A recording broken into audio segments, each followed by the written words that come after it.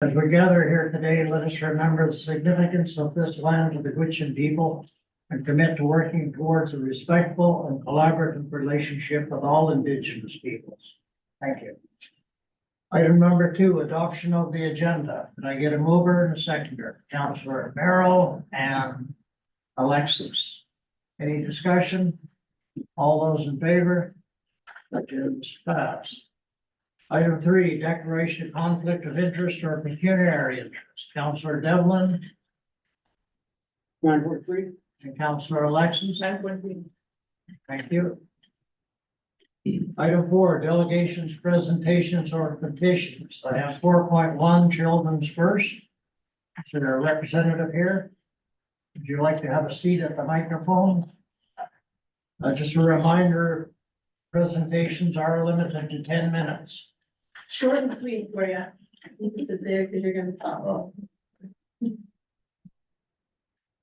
want to turn the microphone on? It's Is it on? There's There's a little power button on the side here. Thank you. And then the little talk button on the front. The blue button on top. What that will do? There you go. Thank you. As you can see, it's my first time. So I thank you for having us here. My name is Lanad and I've been an executive director at Children's First Society for a couple of months now. Just wanted to do a quick introduction and see how the town hall meetings go, and then hopefully we can become a regular. We'll start with a few updates and announcements on our enrollment. We are a full building, so every room that we have is maxed out at capacity. And we don't have right now, as we stand, the ability to enroll new families as well. So with the younger children, unfortunately, we need to turn away at several families. Our staffing as well is staff with the amount of children that we have. We just finished getting staff with the summer programs, as it is a busier time versus the school year, so more staff are needed for trips, for outings. And so all the rooms can also be self-sufficient and relieve each other for breaks. Speaking about summertime, our curriculum is ready for summer. As you guys probably know, today was the last day of school, so we're getting ready for full day childcare with the older children. A lot of us are planning, a lot of trips happening. We have several on-the-land programs set up for July and August. Fire department will be by with the truck and some water hoses for us to enjoy.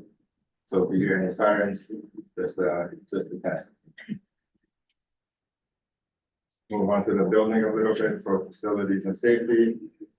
We had, just shortly after I started, I guess, it was brought to my attention that some of the flooring was flagged by public health, which needed repaired. Thank you for that. That's been the issue areas have been repaired.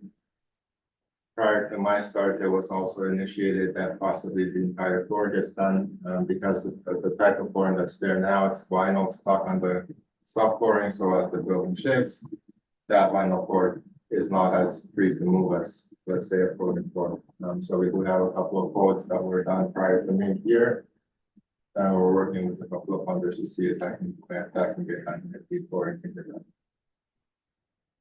As well, our kitchen, we probably, not probably, would be throughout the year, thousands of children, lunch, snacks, many portions. And so with the public health requirements that we have, the sanitizing, the wiping down, the menu covered, the covers, the material is in MDF type of material, so it doesn't really stand well off the liquids.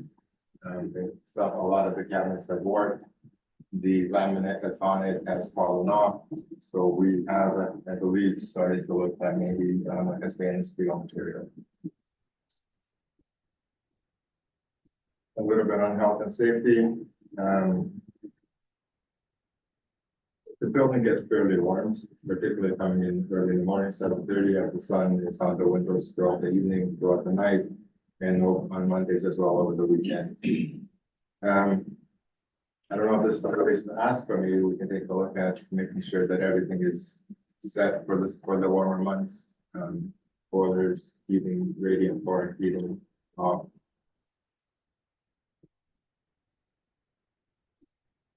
Get into a little bit of our community engagement. So actually tomorrow, June 27th, we'll have a multi-cultural barbecue at the center. I thank you for the barbecue. We got confirmation today that we'll get it around 2 o'clock. If you're hungry, please come on by.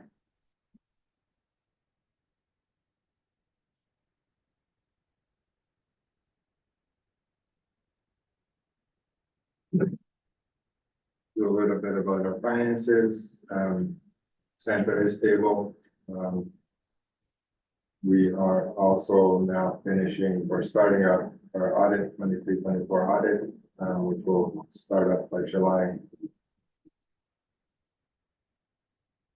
And that would be it for me. So thank you for having us.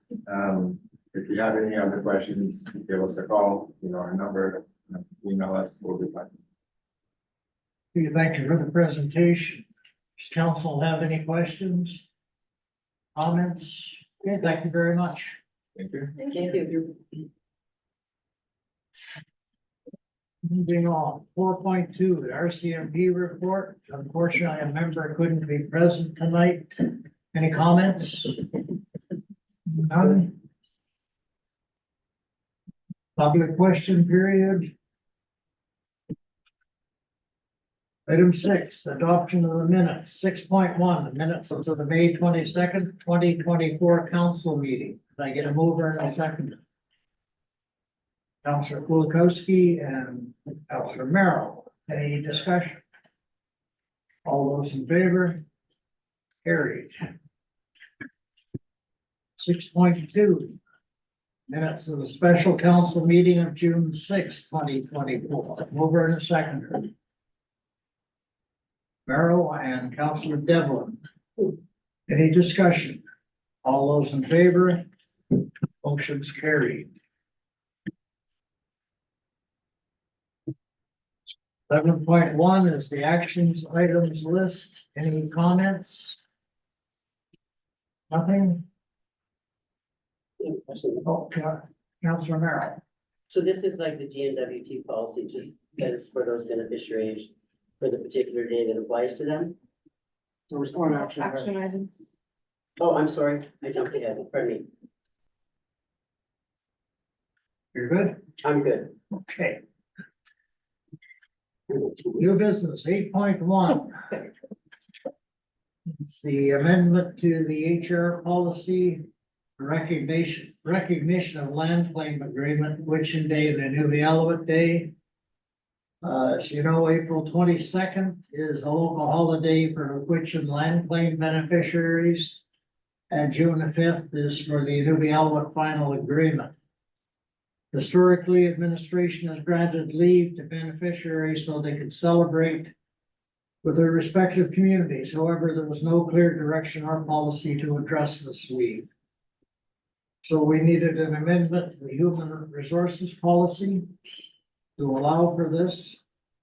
The suggested motion is be it resolved that Inuvik Town Council hereby approves amending the human resources policy HR.012 Article 201 to add April 22nd as a designated paid holiday for beneficiaries of the Witchin land claim agreement, and June the 5th as a designated paid holiday for beneficiaries of the Inuvik final agreement.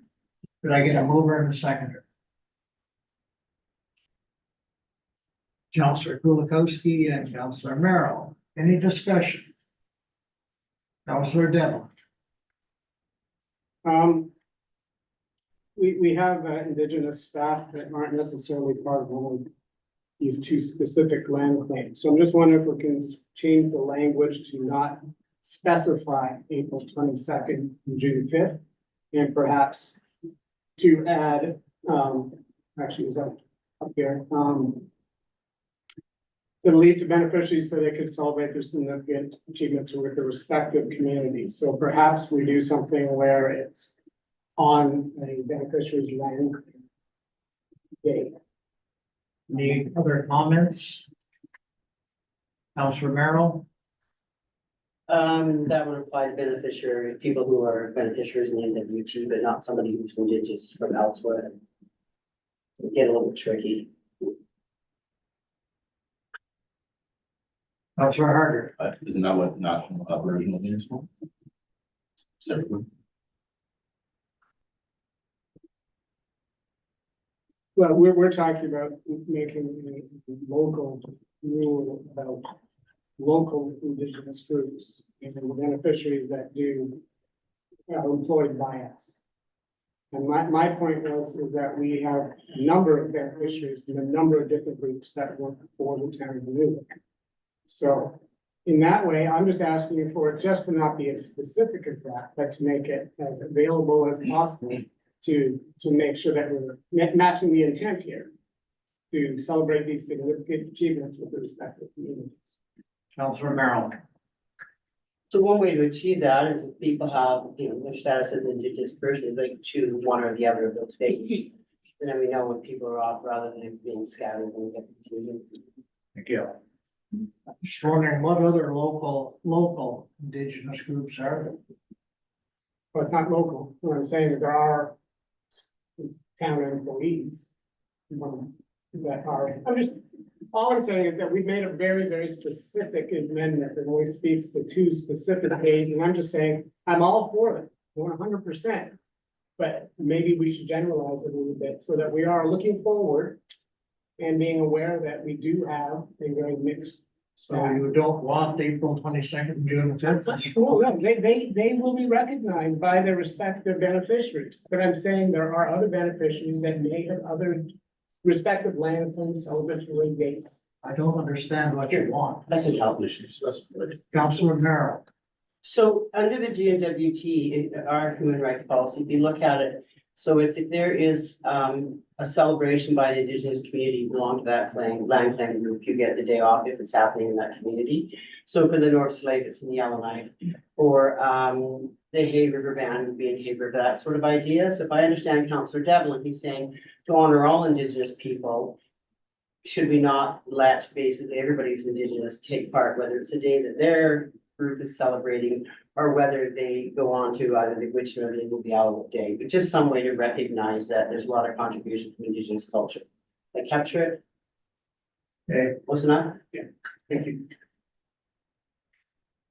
So how do you want the language to change in this motion? You want to do an amendment or you want to refer it back to administration? Deal with the next meeting. It's not going to happen for almost a year. So. Councillor Merrill. I would suggest we just refer it back and have administration just amend that. So they might need to do a bit of work on it and see how inclusive this is. Okay.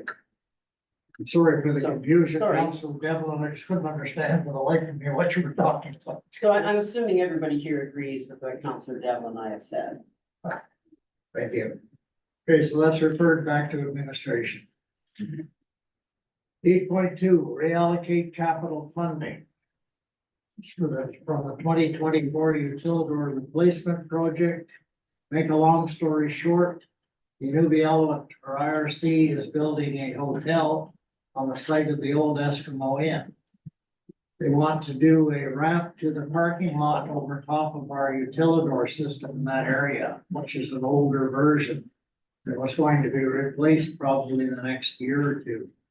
So we wanted to reallocate money to do that small section of the Utilidor now, rather than having to tear up the ramp in the future and do it again. Am I correct in saying that?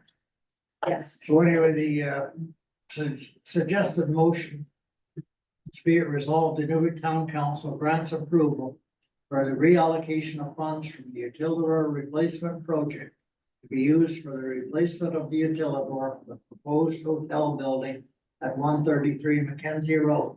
Did I get a mover and a seconder? Councillor Merrill, Councillor Devlin, discussion. All those in favor? Motion's carried. 8.3.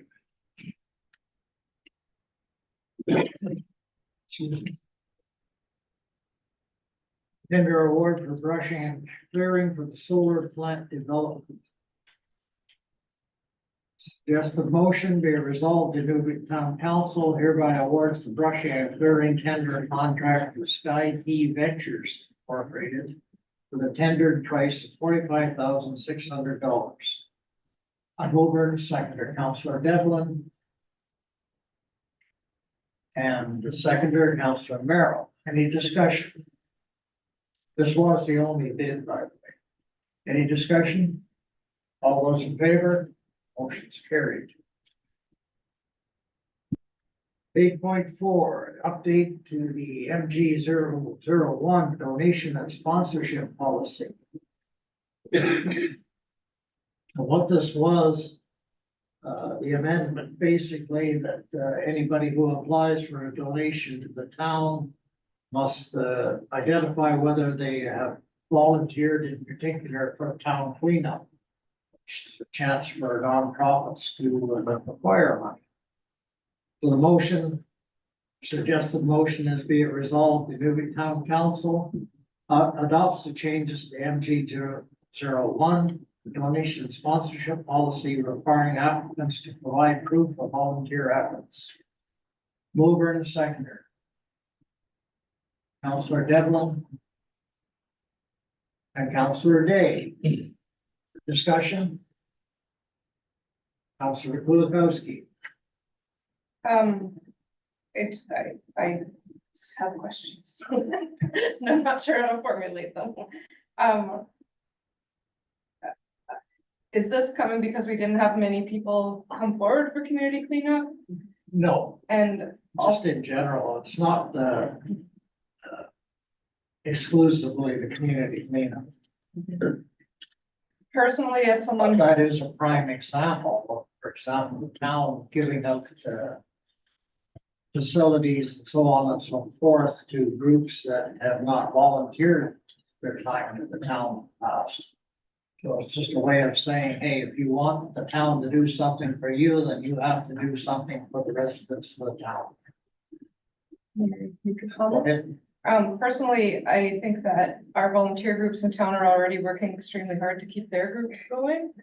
And I don't know if, like, the amount of effort that it takes to put together a group to go and pick garbage for $400 might be outside the scope of a group that's already putting, I don't know, 25 hours a month individually into this volunteering opportunity, might be asking too much. I mean, I could see it as in part of something we ask them to come forward and volunteer for things, but I don't think making whether or not they get a donation stipulate on whether they volunteered for the town works either. I think that puts more onus on volunteers that are already overworked than is necessary. So that is my opinion. Thank you. Okay, any other comments? Councillor Devlin? I think we also need to talk about sort of town, I mean, perhaps we should have just town recognition, so we're not sort of, like Councilor Kulikowski said, sort of forcing organizations that don't necessarily have the capacity into a box of doing something like that. And we only have a limited number of zones and many more nonprofits as well, so it's not exactly a model that would necessarily work. But perhaps it is something where we do build in a bit more into the policy on town recognition back as well. We did have the one incident where we do give money up to an organization. We've asked them to sort of credit us to name an event after us, and they haven't. So this might be a way that we could accomplish both what you're trying to accomplish, but also understanding that it does limit a little bit because there are only 12, 15 zones or something, and there's 30 to 40 nonprofit groups that may come to us for donations. Presumably could be volunteering at something like the Arctic Development Expo. Well, we had a lack of volunteers this year. The ones that were there were great. The two, Councilor Kulikowski's point, even those groups are having issues and problems with folks. We're all painfully unfortunately about it. Okay, any other comments? Okay, all those in favor? Opposed? Motion's defeated. 8.5, tender award for the installation of the electric fence at the landfill. We had 3 bids. The low bid was Phoenix Fencing. So the motion is be it resolved, the Inuvik Town Council hereby awards the electric fence and installation tender contract to Phoenix Fence for the tendered price of $175,612.05. I'll move her to second. Councilor Wayman and Councilor Merrill. Discussion. Councilor Kulikowski. I guess I just looking at the vast difference and then the difference in presentation of how the costs break down. Like, obviously, if administration has reviewed this as well, hopefully the positive answer is that, yes, we can handle doing all of this work that's missed by changing the scope or using less scope. If you look at the second page, Yeah. there's a further breakdown. Oh, I see that, but it doesn't See, say Not. as town of huge Inuvik. Yeah. That's, SAO, yeah. That's a good. Good try. I believe Director DeCoe can provide you some more insights with regard to the breakdown. From my perspective, Co-Fly, the third one, was all encompassing, which was different than the other 2 that were specific. So we can provide some more information on where those additional costs would come from that was covered in that third bid versus the other 2. Yes. She already. Still want to say something? well, sorry, it just seems like, okay, I don't know. Maybe it's just because I don't entirely understand the bidding process, but like, it's like 2 completely different types of bids were made then. And did we look for them to just submit what they could do? Or, sorry, I It just need was, some. it was a little bit of both, I think. So I think the initial tender for this project went out in 2022, and there were 2 bids of 1.7 and above, which was way above the budget. So the whole idea was to split scope into much smaller pieces that could be probably a little bit manageable and help reduce cost. So that was the whole idea of trying to do it this way. But Co-Fly, like the SAO said, they combined it all in their bid. But the other 2, especially because they're from out of town, wanted the town to take on some of the other responsibilities, which we have looked into and we're capable of doing with the help of other subcontractors. Thank you. Councilor Merrill. Okay, I feel like we're not comparing things equally. If Co-Fi is a complete bid, and the other 2 need the town to do part of it, then what is the portion that they need the town to do? What's the cost of that? So even if you compare apples for apples, Co-Fly was still the highest. So Co-Fly's bid was 205, if I recall correctly. And then Phoenix was 175, and the guy from White Horse was 185, I think. But he's not planning on doing the whole project. This is where I'm confused. If Co-Fi is doing the whole project, then what are the other 2 not doing, and who pays for that, and what's the cost of that? We are still going to do, they are doing all of it. So, okay, so the initial submission, there was the fence material and the fence installation, right? So comparing just those 2 things, like I said, Co-Fly was still higher. So, but there's still other work that needs to be done. For instance, the trenching, the concrete work, connection of the C-cam to electricity, all that kind of stuff. There were additional things that needed to be done that Co-Fly was gonna take on. But he was also going to subcontract it. It was not necessarily his specialty either. But like I said, I guess what led us here is the fact that we split it all into smaller chunks from 2000. Okay, but it's still not making sense to me, because Co-Fly is saying, I'll do the complete package for this price, and the other 2 are saying, we won't do all of it, but we'll do it for this price. My question is, who's doing that extra piece that Co-Fly is doing, and what is the cost of that? The cost of that is broken down on the second page. How? I don't understand it. I don't- So for an example of that would be the concrete, sorry. So if you look at the chart, you'll see that Co-Fly's bid included everything, all other costs, if you see the asterisk next to there, all Yeah, I other costs understand are gonna that. be about 219. So the other costs that you're asking in terms of additional support, that would be things like the trenching, the Concrete. concrete and all of that is. So my question is, down who's there. doing that? Who's doing it? We're gonna have local subcontractors. So for instance, the concrete work, we did get a quote from IRC to do that for 50,000. So that's included in that charge as well. So what happens if the subcontractors don't line up with the other contractors? That's a risk. That's a risk I brought up as well when we initially got the quotes, but it's a risk that we potentially have to take because of the budget we have available. Like I said, the budget we had for this was 800,000, and the initial bids we got was 1.7. But the way we've broken it down into smaller chunks now, we're totaling 1.1. So we're saving ourselves about $600,000 potentially because we're taking on doing it in small chunks. So it's a risk worth taking, man. What's the budget for this chunk? And we have a budget, if we, out of the 1.1, this chunk here is it? Oh, this chunk here is 350. It was 350? Yeah.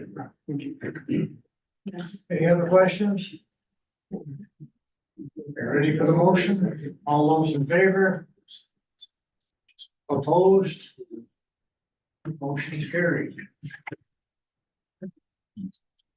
9.1, under bylaws, salvaging bylaw 2734.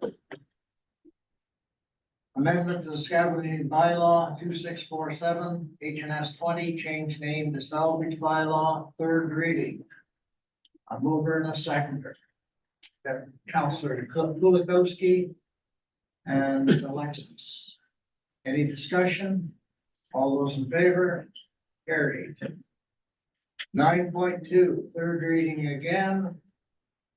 Changing the name of Riant Crescent to Jack Zay Place. Be it resolved, the new town council hereby gives third reading to bylaw 2735/GEN/24, a bylaw to amend the road naming bylaw. Mover, Councillor Devlin, seconded by Councillor Alexis. Any discussion? All those in favor? Motion is carried. 9.3. The land disposal bylaw. Third reading, be it resolved in Inuvik Town Council. Sorry.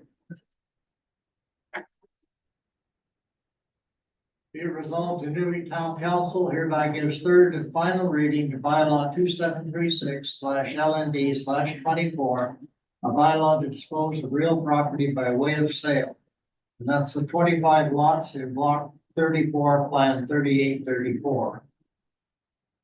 A mover and a seconder. Lukowski, Councillor Harder. Any discussion? All those in favor? Motion's carried. I'll come back in.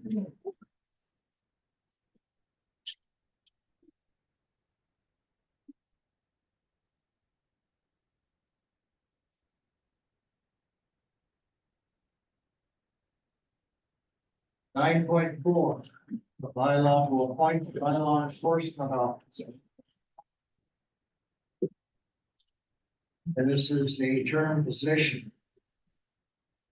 Motion is be it resolved in Inuvik Town Council hereby gives first reading to bylaw 2737/APP/24. A bylaw to appoint a bylaw enforcement officer. Stefan Villeneuve. A mover and seconder. Councillor Devlin and Councillor Kulikowski. Discussion. Councillor Kulikowski. I thought the title of the officers was municipal enforcement. In the City Towns and Villages Act, they are designated as bylaw enforcement officers. Okay. In our bylaw itself, they are peace officers. Thank you. Any other discussion? All those in favor? Motion's carried. Second reading, same bylaw, mover and seconder. Councillor Harder and Councillor Day. Any discussion? All those in favor, motion's carried. We have department head reports tonight? Yes. 10.1 economic development and tourism.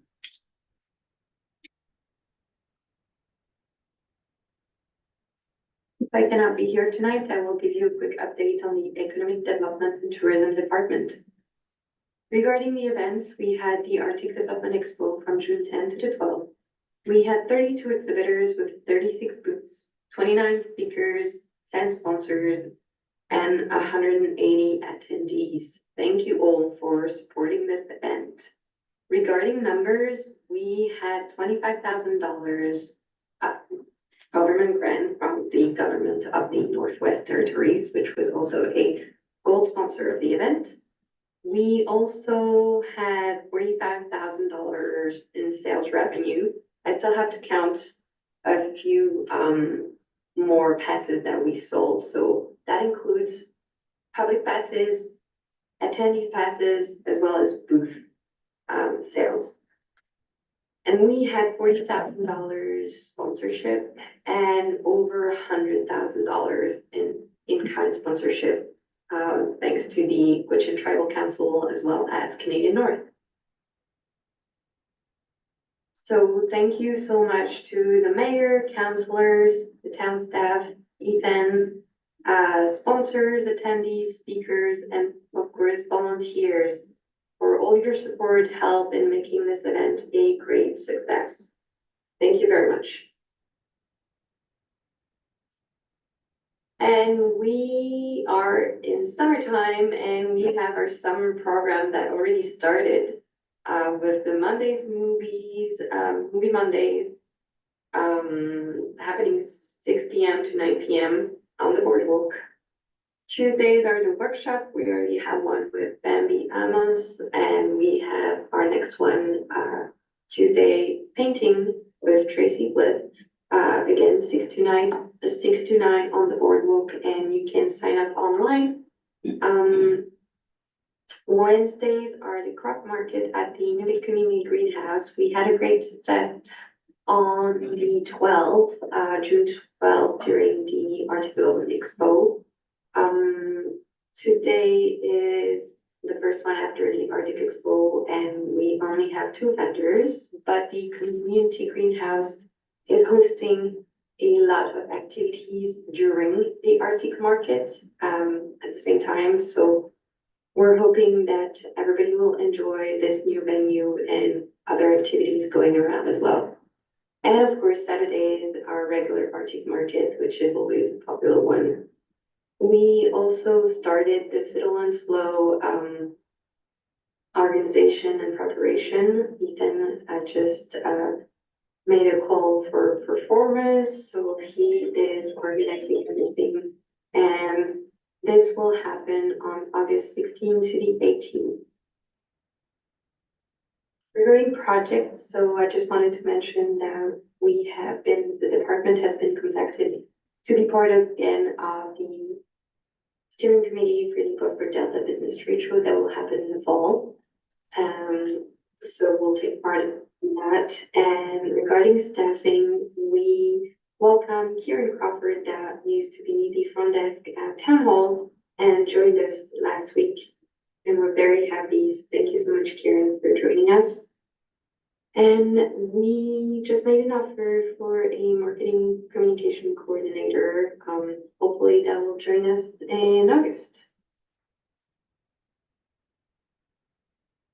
Unfortunately, I won't be able to answer your questions live, but if you do have questions, I'll be happy to answer them by email or to the next council meeting. Thank you so much. Have a good evening. Thank you, Charlotte. Protective Services.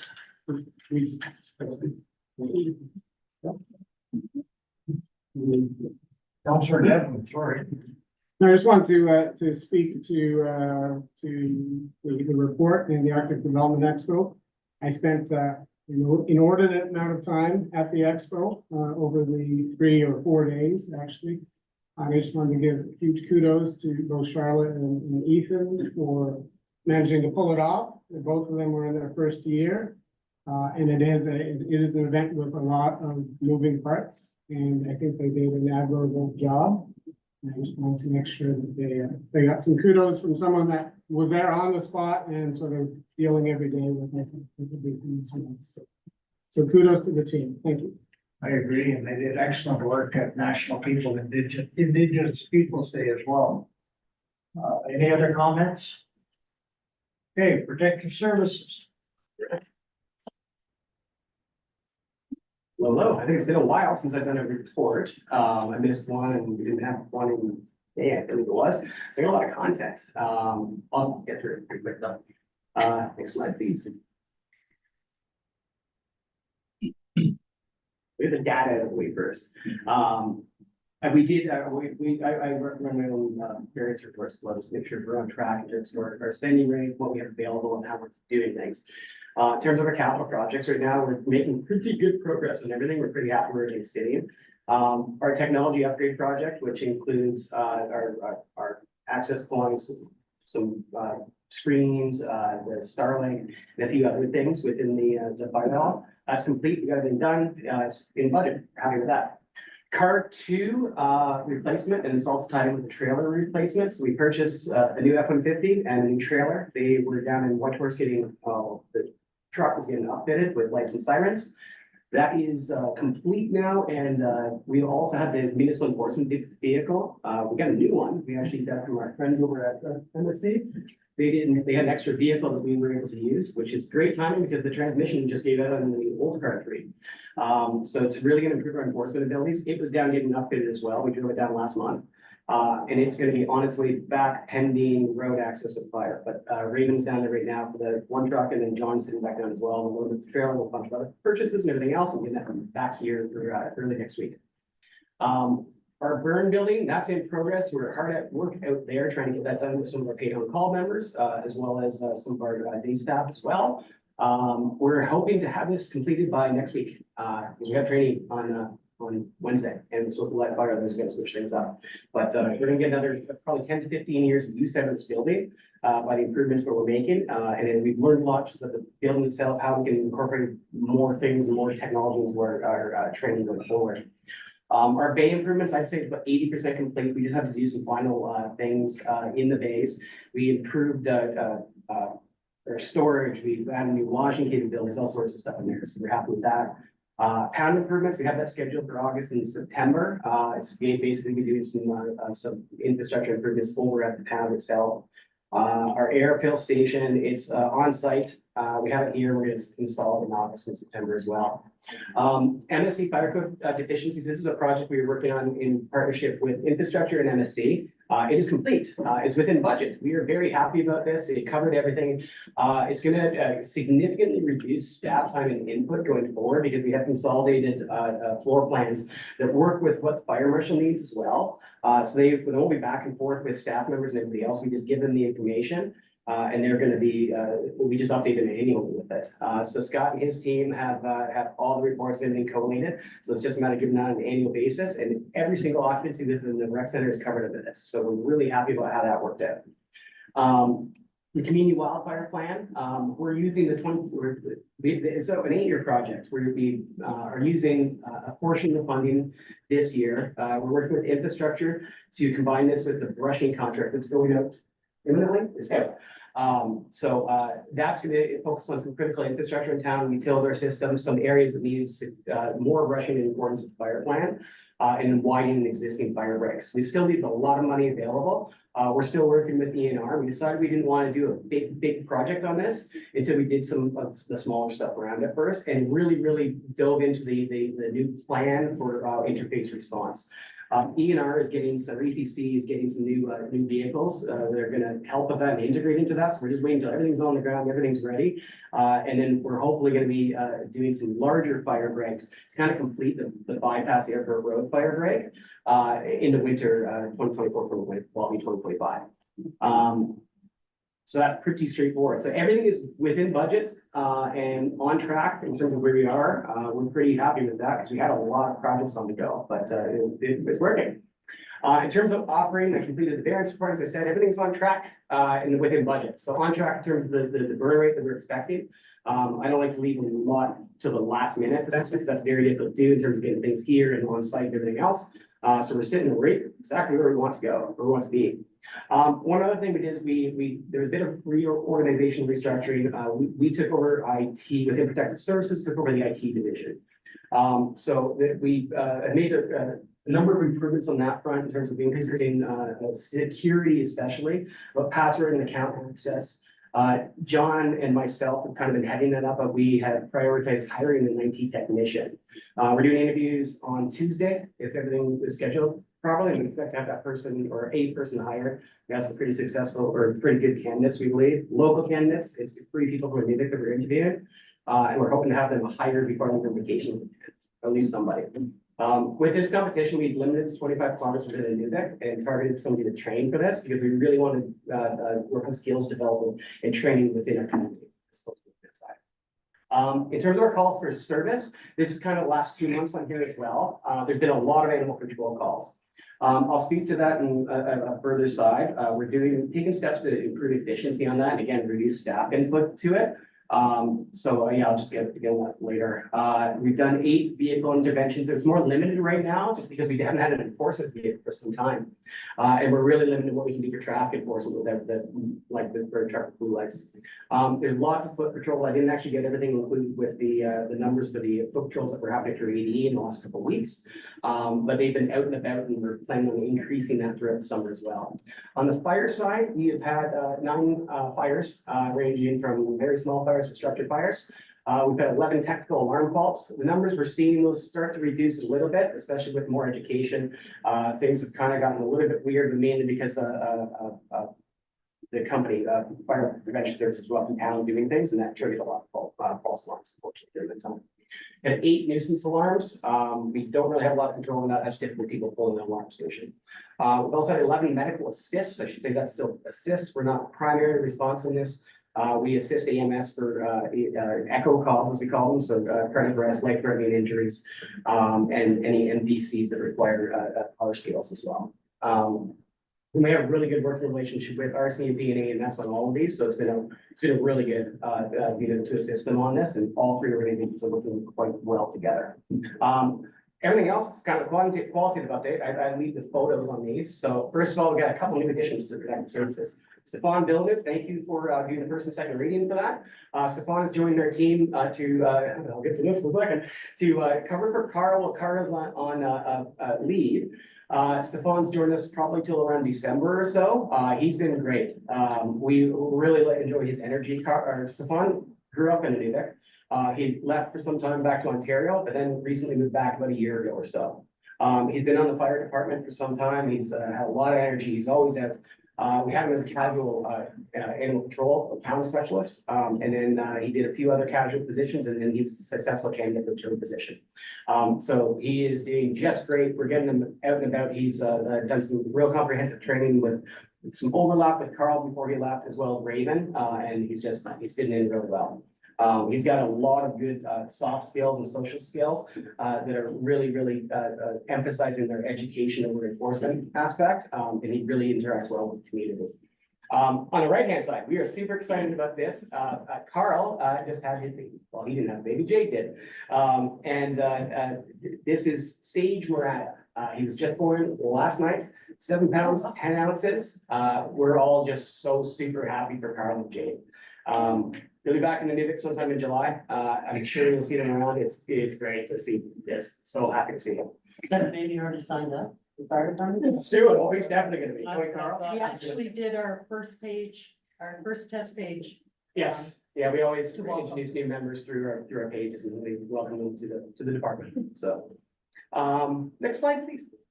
So just some training that we've been doing. We've been doing some search and rescue training out at our yard. We did some ice rescue training. So this is like informal training, not our 1006 course, but we introduced new people to this. Just to be clear, this is I don't know, 4 feet of ice or so. It's just overflow right there. We try to do this when we still have some decent ice and we still have some water on the water or water on the ice. just so we can get out there and practice for, any event, that may happen within our boundaries and a little bit out further as well, just depending on if there's life safety risks. So this is an excellent training we'll be able to do, and happy to do it. Next slide. Out at our burn yards, we're getting heavy into our summer training season, so this is just vehicle fire training that we did a couple of weeks ago.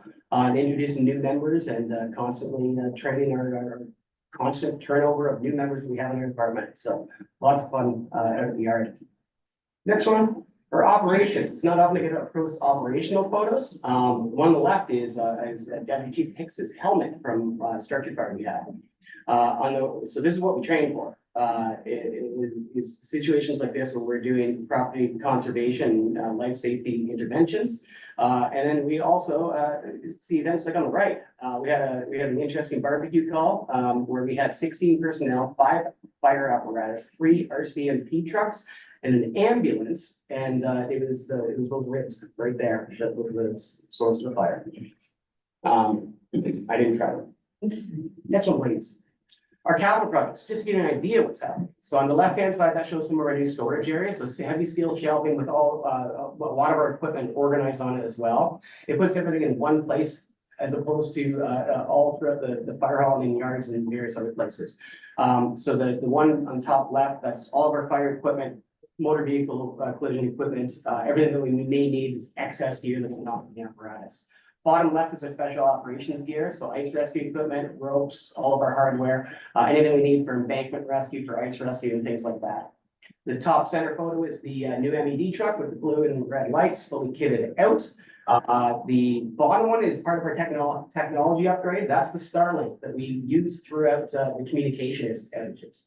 So there's an article in CBC where I did a brief interview with them about the capabilities that we have. We're the only community in Northwest Territories to maintain emergency phone lines through that communications outages with the wildfire.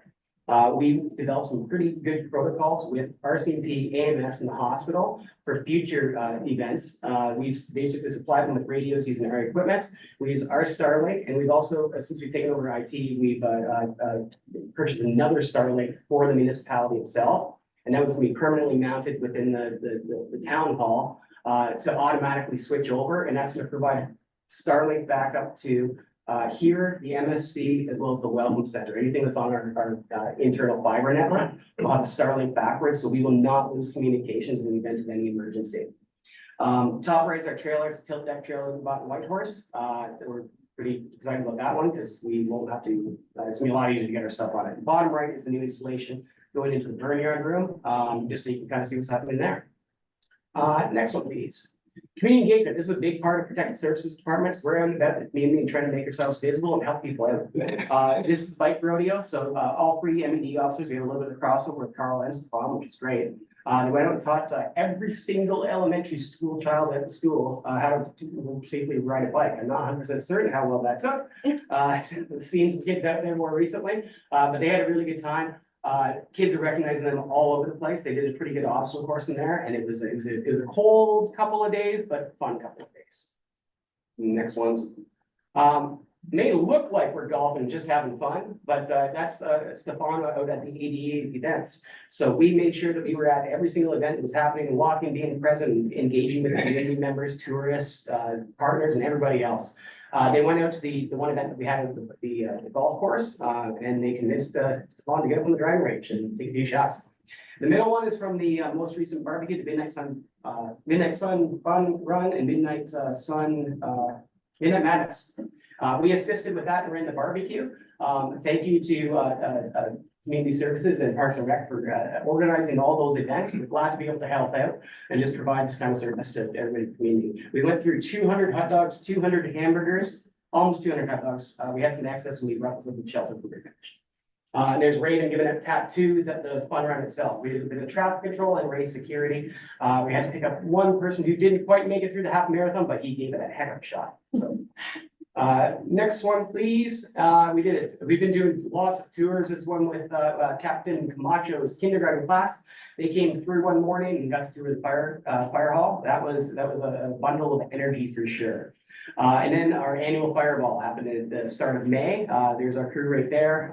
This is one of the first times we've had this many people from our membership roles all in the same room, all at the same time. It's great to see that.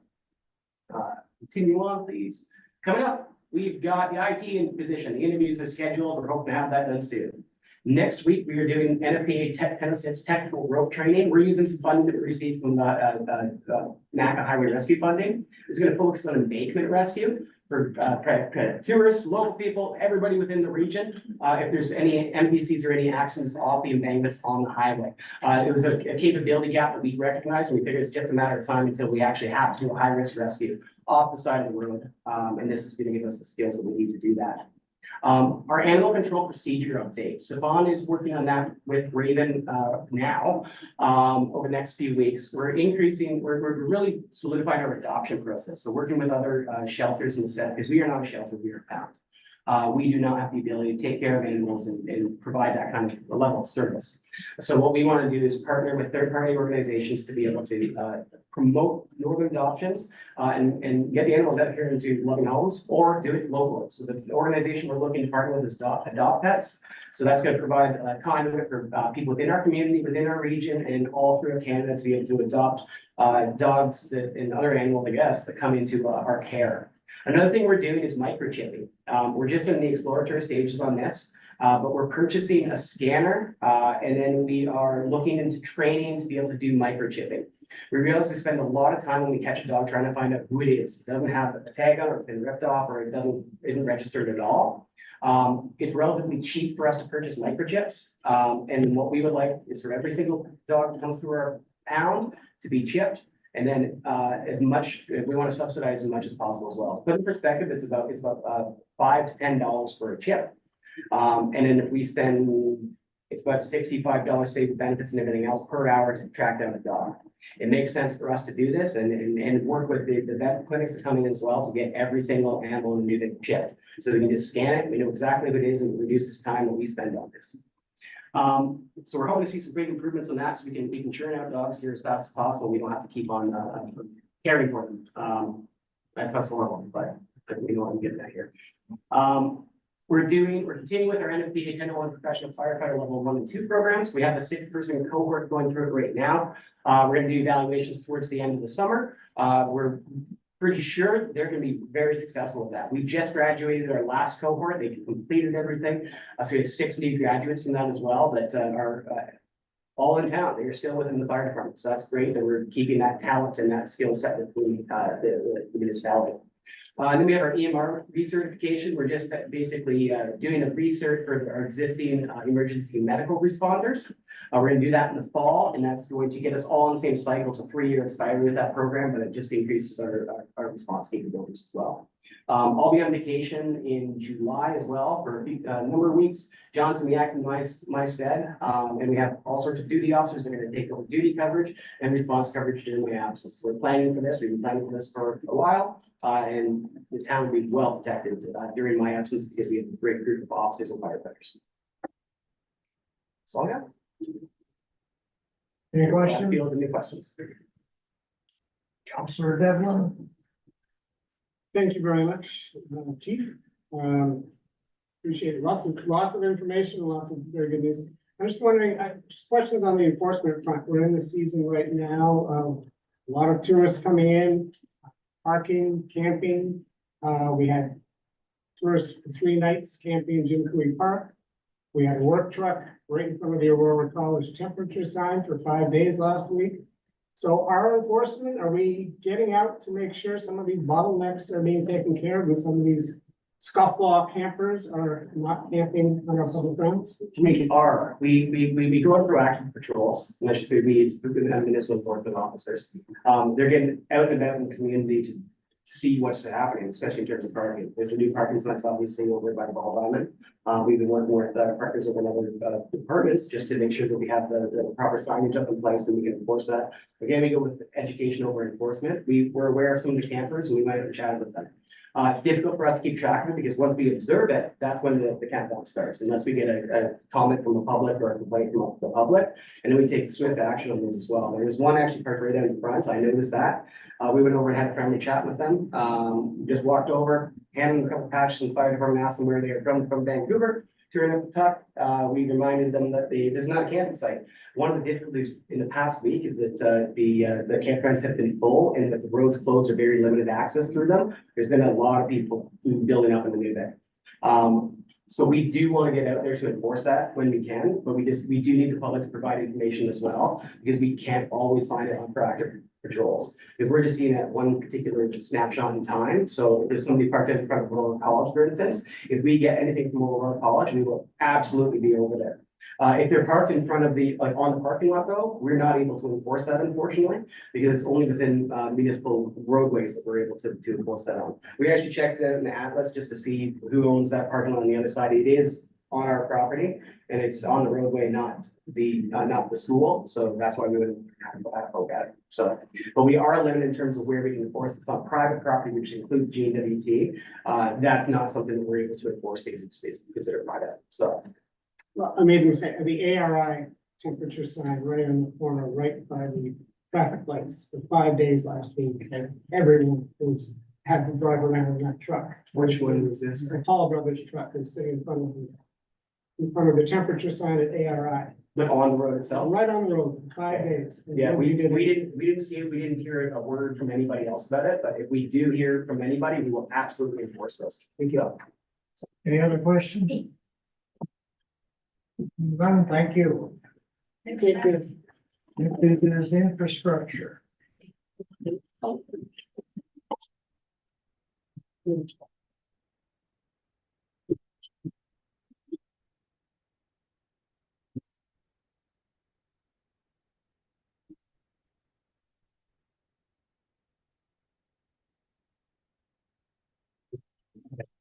Thanks. Evening, councilors. Just quick update from the Department of Infrastructure. We've recently started our dust abatement. We purchased about 32,000 liters of the dust blocker, and we have the contractor currently starting that on the road. And that's just a map that's showing a couple of the roads that we're going to be putting out on this year. And I think the next slide has a couple more of that as well. Yeah, so Navy Road, Willow, the River Road, all the roads where we have a little bit of traffic as well, tourists and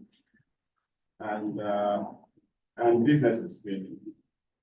And well, the difference has been pretty obvious in the last 2 days. I drove Navy Road this morning and it was good. So the dust was a lot less compared to what it was last week.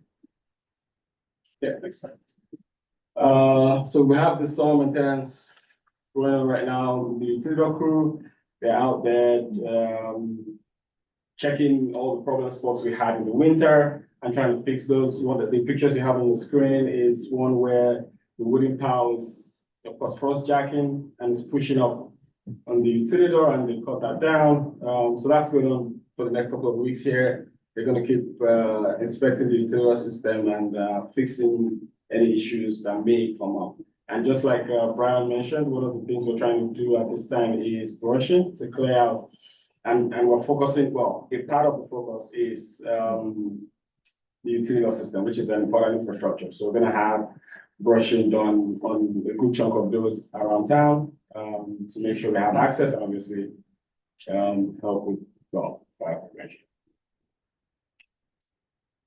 All haul beams. So that's now all been assembled, sorry. They've all been assembled and they're still at our King Yard Road. We've approached one of our as and when contractors to have that placed around town. We provided them with a map. And that's going to start off shortly, building the gravel pads and then actually having those installed around town where we've matched those. These capital project. So solar panel project, just as discussed in previous council meetings, we're going ahead with power testing at this time. So we haven't done the brushing of the entire site just yet. We just cleared out the areas where we're going to do the power testing for the geotech. So that, and then depending on that result, that will determine how we proceed with the project on that side. Block 3494, the new utility construction is still underway. The pilings have all been done. We have the pipes were delivered over the weekend, so that will probably start going in here shortly. And yes, with plans to finish that within the next 2 months. Training, we had a couple of our team members go out to Yellowknife, for the small system wastewater treatment. They both were successful. We have another 2 heading out next month for the class 1 water treatment, class 1 certification as well for the water treatment, and hopefully they'll come back successful as well. Thank you for your time. Any questions from us?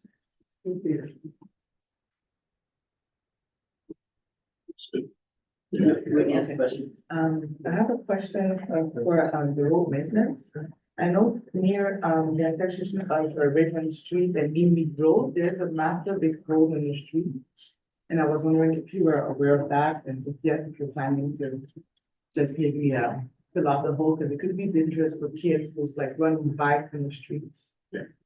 Okay, sure. I don't know this specific one you're mentioning. I did get a picture of one on Rayons this afternoon that I was going to look into, but I don't know the specific one you're talking about. But yes, we have been filling, for instance, we filled the one that was right here, with gravel, because at this time we really don't have the cold mix, but we're also planning to order that and do a little bit of patchworks on the road. But currently we're filling them with gravel just so that it's all Gravel would that's it. work, Yeah. but if you drive by, you cannot miss this road. It's really. It's just not the road I've been on, so, but now that I've been told, if I look at it and I see it, I'll get to, like I said, I got a picture today about one that we're working. Councillor Kulikowski. Thank you. How many blue bins are we putting out this year? 30, Okay. yes. And then second question, now that the road naming policy has changed, or the name change has passed, what does our turnaround look like on street signs and everything? Because Yeah, as so, of today, there's no street sign on way up, so that's an easy one to fix. so you're talking specifically for that road, right? Yeah. Yeah, so we did have a conversation internally about this a couple of weeks ago, and the timeline is 3 months based on our policies, right?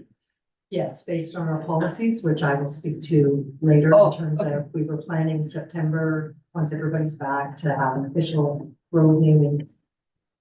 And then like with Canada Post and with all, Yep, there's Everything. gonna be a letter going out to Okay. everybody in terms of what they need to do and what the town is doing on their behalf in terms of contacting. awesome, yes, thank you. Any other questions? Thank you, Daniel. The corporate services. Not here.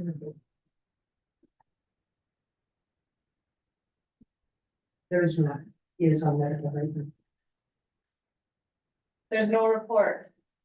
Have it on the agenda. Okay, Parks, Recreation and Leisure. Good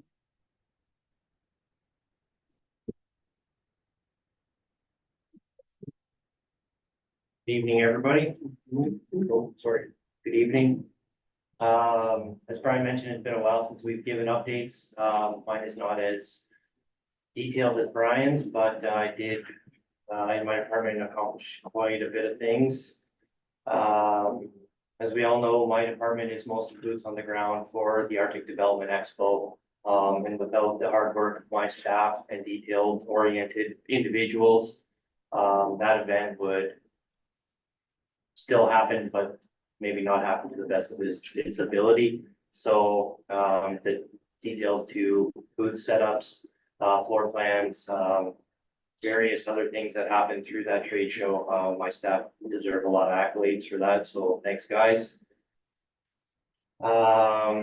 We also, just quickly, we moved Salmic, our receptionist, over to the Welcome Center so that the Welcome Center could stay open during that time to service residents and guests alike.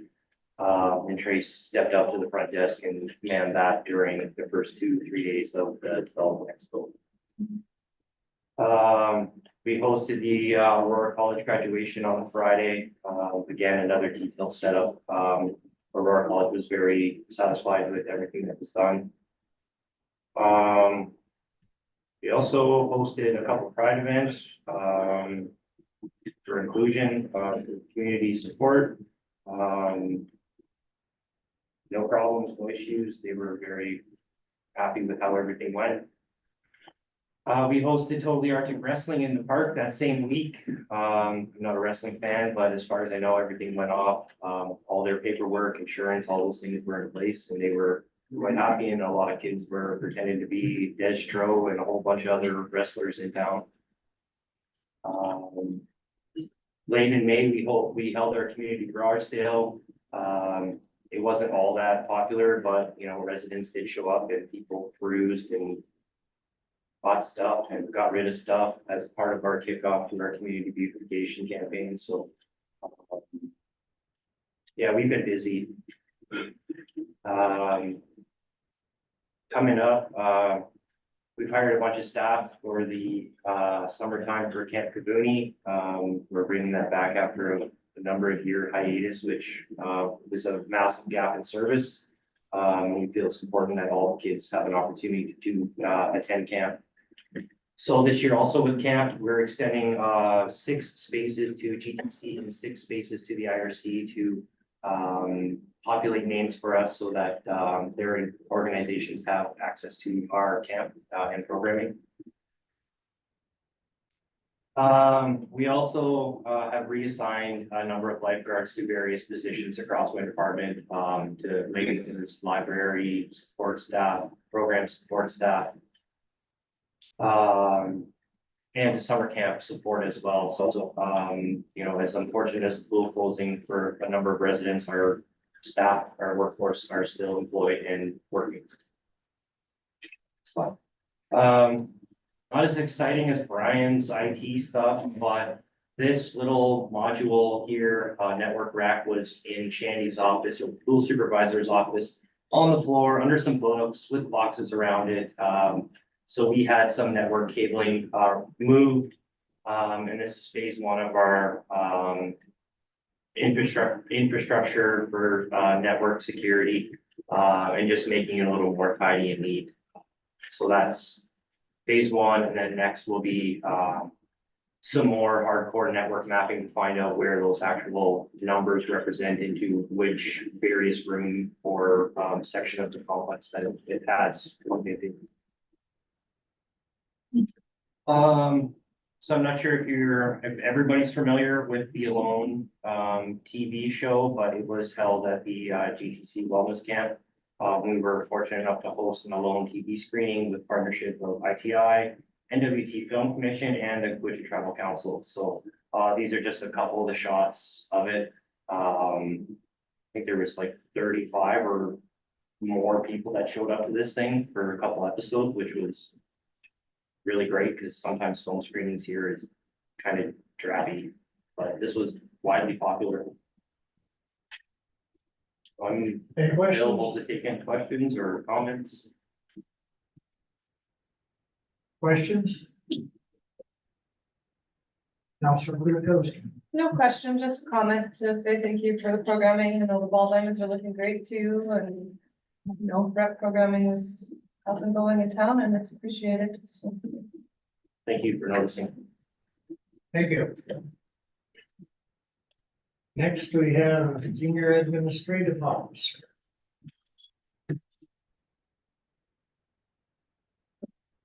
Good evening, everybody. I decided to reinstitute this report. I think the directors are doing a great job, and it's good to highlight that. There are some behind the scenes, more administrative work that I think would be beneficial for everyone to know.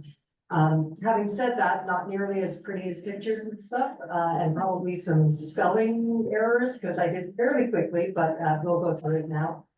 So I tried to tie into, and this is more where I'm asking you questions as well. What information do you need as the SAO?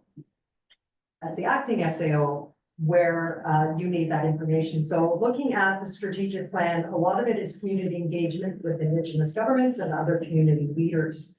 So I wanted to give you an idea about what we as the administration, as well as in partnership with the mayor, have been doing over the last month and a bit. The big one is community consultation with regard to our community plan. So our community plan right now is up before the minister's office.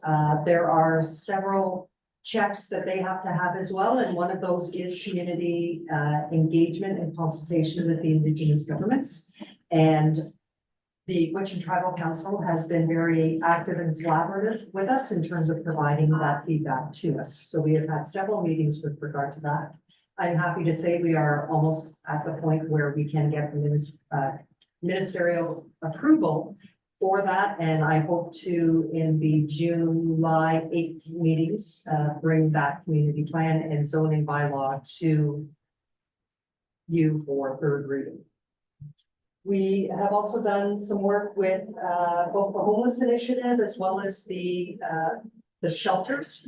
We've had several meetings interagency and with some ideas, again, not just housing and not just shelters, but also a broader perspective on how we can support our community members who are struggling with homelessness. So those were some good proactive discussions. I look forward to seeing what interagency and collaboratively we can be doing to support our folks. We also had a visit from the Joint Task Force to talk about their upcoming training for 2025. And they gave us a rundown on that. It's they're starting to expand their training a little bit more into the region. And we can look forward to that in February. Other than that, I had the opportunity to visit the Gwich'in Wellness Camp for one of their programs, excellent resource and asset that we have available in our communities. Just in terms of the future, sorry, I realized I forgot that Jacques Shea, I forgot that last part of that. When you asked about the renaming, that is planned for the future. It is September, that's the official event. But leading up to that, we have a checklist that we are going to provide to the residents to ensure, for the most part, the legal addressing, the licensing bureaus and that type of thing will be on behalf of the town. Your banking information, you'll probably want to change on your own. The other one, and this is one of my pet projects that I want to do, the work that I was doing with infrastructure before I came into this position was done a lot of work with the cemetery. And in interactions with the community members and the loved ones and family, it came to my mind that there's some work that we could be doing up at the cemetery, but also a way to engage both youth as well as elders. I want to, as an example, I was walking around with two ladies and we were trying to find a plot. And they were talking about, oh, remember this? And oh yeah, no, they used to hang out together. And it was really good for them to tell stories. And one of the things that we want to do this year, and we're looking in August for this, is to have an event where we can bring elders and youth and community members out to the cemetery, get a good look at where some of the plots are. Is there any work that needs to be done in terms of the maintenance, as well as improving the documentation of some of the plots and the grave sites, and just make it more of a celebration of ancestors. An opportunity for elders to tell stories, a barbecue, that type of thing. So we're planning that for August. In terms of administration, we are, bylaw. We are instituting regular bylaw revisions again. It's been a number of months that we haven't had a chance to review them. So if there are any particular bylaws that you would like to see revisited as a priority, please advise me, and our next couple of meetings, we can establish more of a cycle for those revisions, as well as policy revisions, which you will have seen in the last few months. The budget reconciliation and reporting is nearing completion. There's a little bit more work to do. We've been working with NACA. For the most part, they're satisfied with where the reporting is. They just are asking for a couple of points of clarification. So hopefully we can be closing those books shortly. And in terms of the 2024 final budget, I hope to have that with the Director of Corporate Services presented to you mid-July. We just received the notification from the O&M and the WSS or WWS funding the GNWT has finally given us those numbers, so we'll be incorporating those into the budget. And there's a little bit of shifting within the budget to give a clearer picture about where our funds are going to be spent. So you can expect that in the July sessions as well. And the final one that we've been working on is, if you recall, a number of years ago, there was an access gate to the satellite farm. And they are looking at rehabilitating that road and putting a gate there, which goes over town property. So we're just negotiating that. Apparently it was a verbal agreement that was made, and the NRCan wants to formalize it.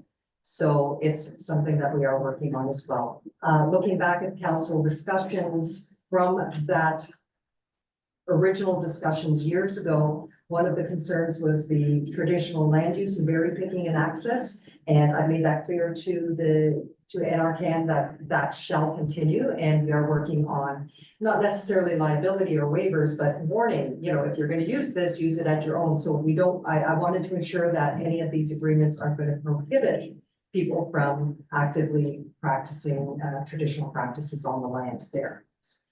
That answered my question, David. Okay. Other than that, that's what I've been working on, so Thank you. so. Any questions? Counselor Devon.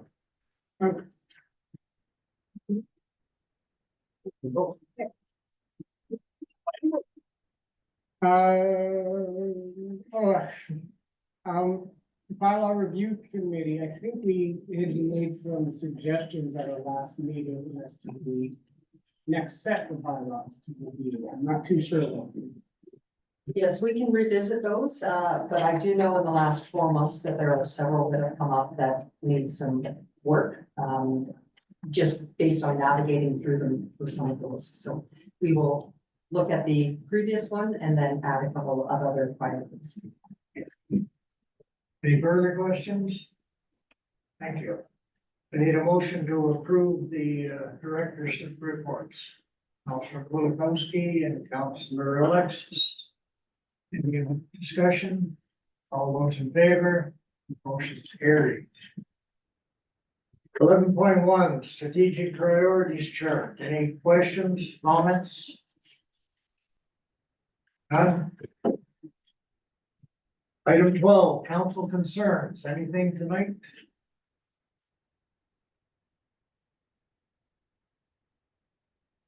I need a motion to go in camera. Councilor Yarrow, seconded by Councilor Alexis. All in favor? Thank you very much for coming, everyone. Maybe I just have